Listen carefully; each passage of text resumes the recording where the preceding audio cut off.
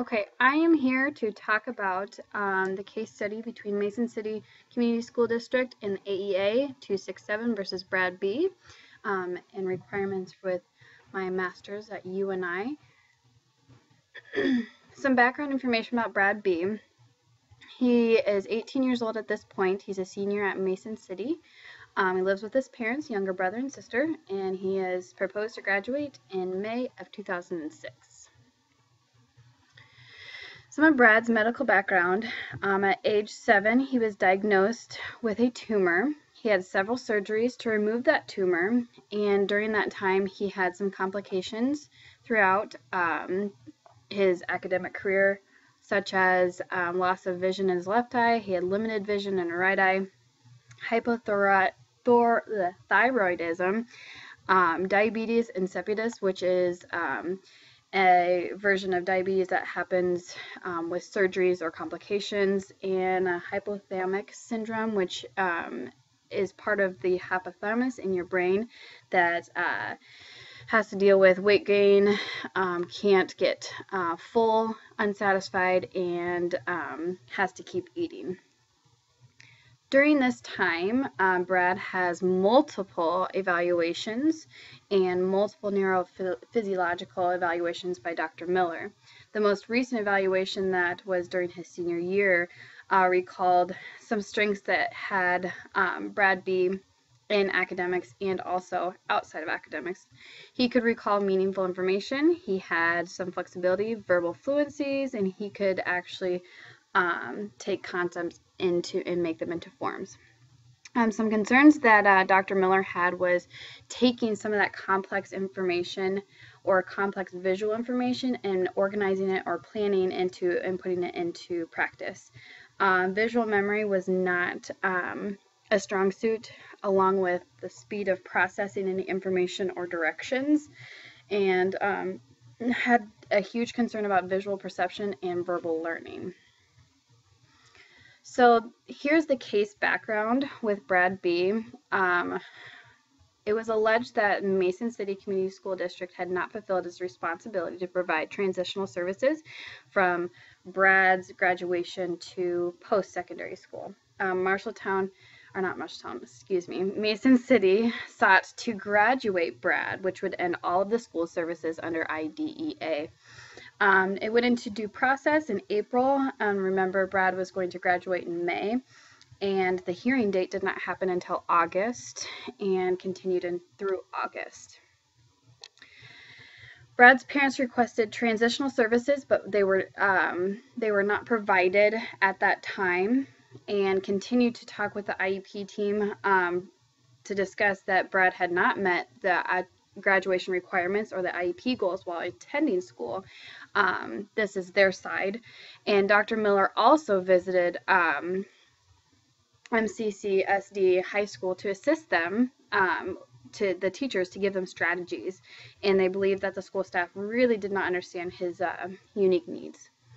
So the parents requested to not graduate Brad until he met all his IEPs and transitional services through a community college program, and also not graduate Brad until he had met the graduation requirements that were necessary. Even though the credits were there for Brad and he did meet the credit graduation requirements for Mason City, they still feel as if they were not rigorous enough for Brad in the situation he was in. So the IEP goals for Brad, 8th through 12th grade, as stated from the school, some of the high points of the IEPs that were his goal areas were obtaining employment and living independently. He also needed mobility services due to his visual impairment, and he needed to have an adaptive PE classroom, and also his academic work would be inside this special education classroom in a pull-out. Dr. Miller also came back with some IEP recommendations that were very strong suited towards reading, writing, basic math skills, community mobility skills, social skills, life planning skills, and independent work skills. There was huge discrepancies between the quality of early IEP documentations for Brad, meaning like through middle school and just about at the beginning of his high school career versus later on.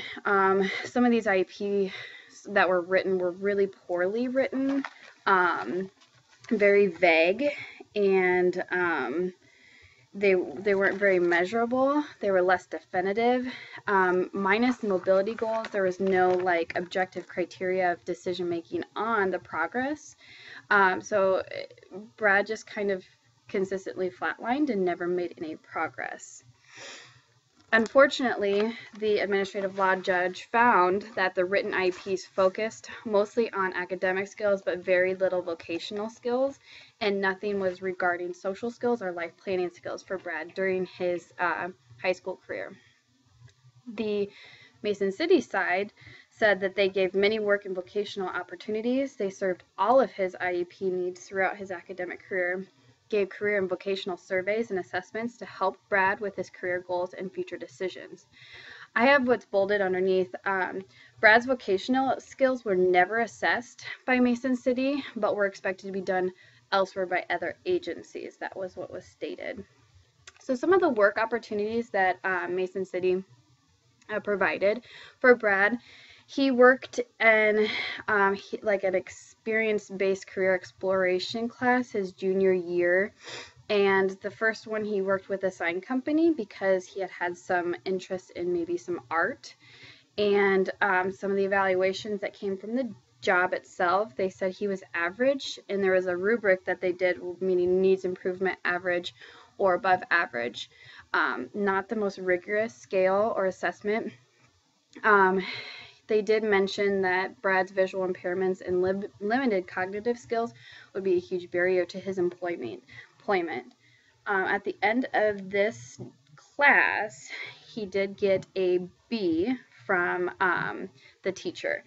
During this time, though, not one AEA staff member or Mason City teacher appeared on the job site to conduct like an evaluation of the skills itself. They were just taking the information straight from the employer. Next was a job opportunity his junior year. The last second half was Hy-Vee. The evaluation from the supervisor said he was average to good. One evaluation mentioned that they would recommend Brad for employment, but work experience coordinator later said when the supervisor and her met up, said that he had mentioned that Brad was not ready for gainful employment.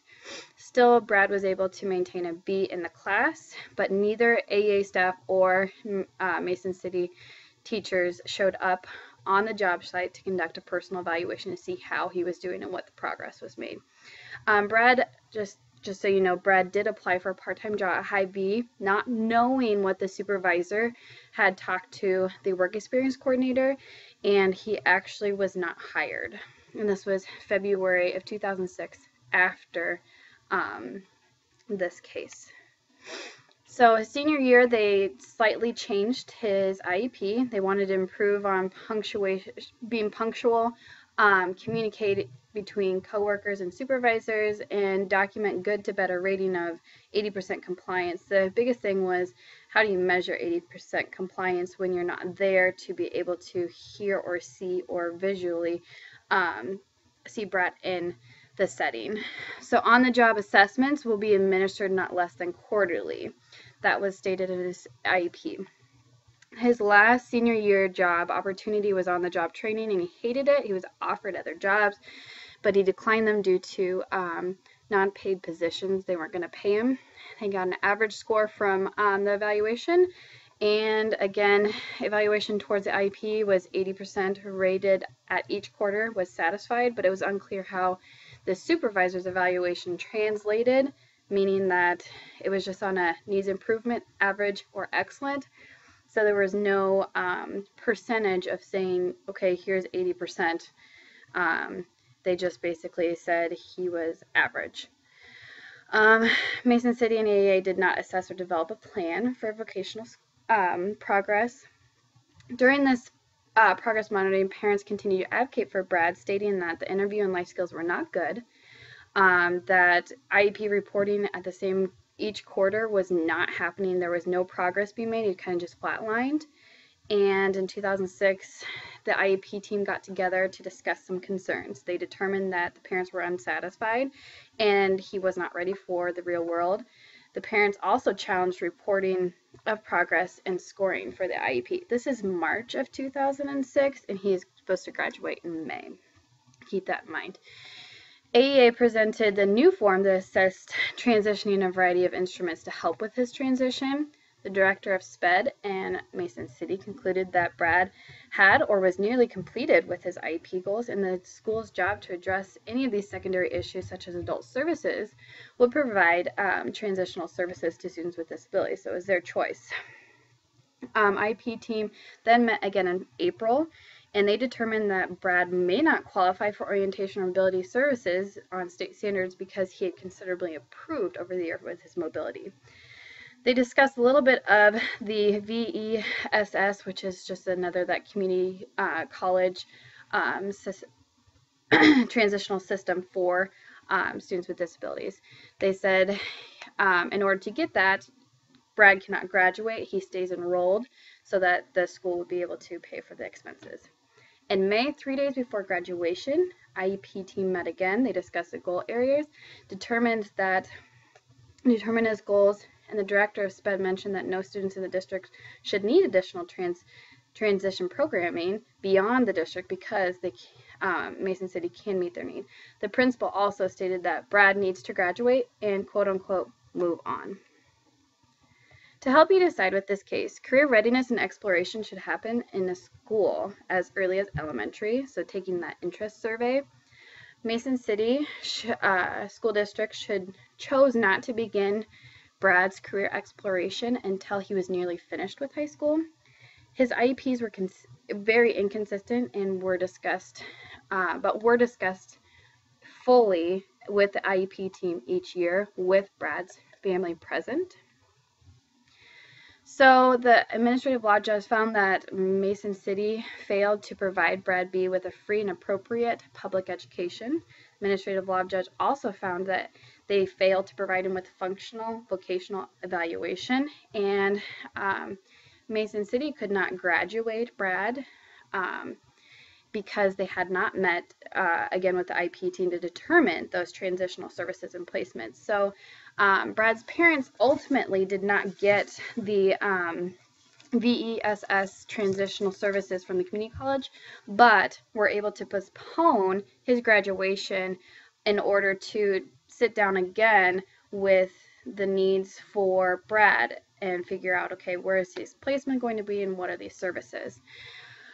Only 2 assessments were conducted to help him consider his career path, and they were never written into his IEP goals, which that is against the law. Some of the laws that were addressed, and you can see I added some of the IDEA, transitional services. My personal reaction, honestly, even though Brad was 16 when the 2004 amendments with the IDEA were signed into law, they did not come into effect until 7 months afterwards. This was really interesting to me, but this is not an excuse for teachers to not feel as if they needed to give Brad any leeway. There was 4 IEP meetings that happened afterwards that they should have had conversations about where Brad was in his learning and where he was with his transitional and career interests.